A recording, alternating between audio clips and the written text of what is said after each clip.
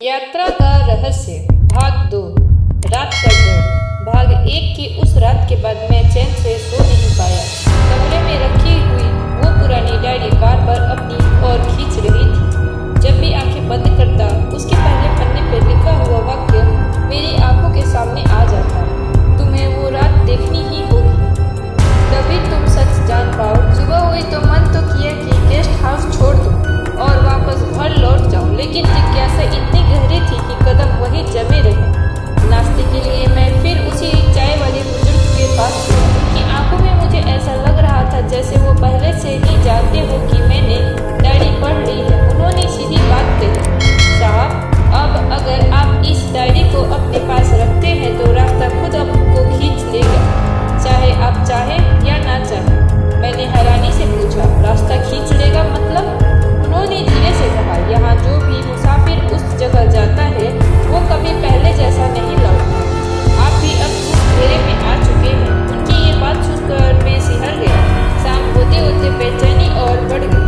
मैंने बैग उठाया और दोबारा जंगल की ओर निकल पड़ा। रास्ता वही था, लेकिन इस बार मुझे लगा कि हर पेड़ मुझे देख रहा है। नक्शे में जो लाल गोला बना था वही जगह फिर सामने आई थी। इस बार वहाँ पहले से ज्यादा अजीब माहौल था। हवा भारी लग रही थी और जैसे कोई अदृश्य ताकत मेरे आसपास घूम रही थी। उस मिट्टी के ढेर को देखते ही डायरी अपने आप खुल गई। पन्ने हवा में उड़ने लगे और एक पन्ने पर आकर रुक गए।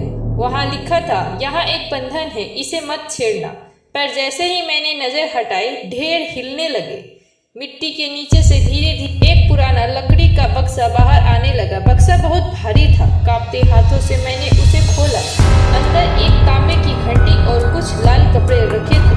कपड़े खून से सने लग रहे थे। मैंने डायरी का पन्ना पलटा। वहाँ साफ लिखा था, यहाँ घंटी कभी मत बजाना। इसमें जो कैद है वह बाहर आ गया तो कोई नहीं बच पाएगा।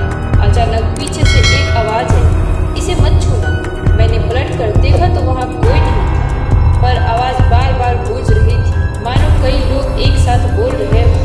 मेरा दिल जोर जोर से धड़क रहा था, लेकिन जिज्ञासा इतनी थी कि मैंने घंटी उठाने की कोशिश की। जैसे ही घंटी मेरे हाथ में आई, कानों में अजीब सी फुसफुसाहट भर गई। ऐसा लग रहा था जैसे 100 लोग मेरे चारों ओर खड़े हो और एक साथ कोई मंत्र पढ़ रहे हो। तभी अचानक किसी ने मेरे हाथ पकड़ लिया।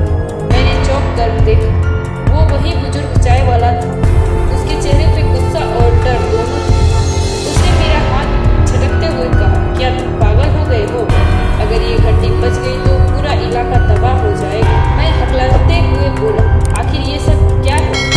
ये घंटी यहाँ क्यों दब गई थी?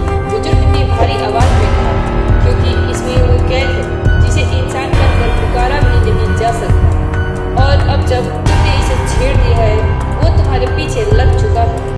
अब सवाल यह है, क्या सच में कोई अदृश्य ताकत है मेरे पीछे?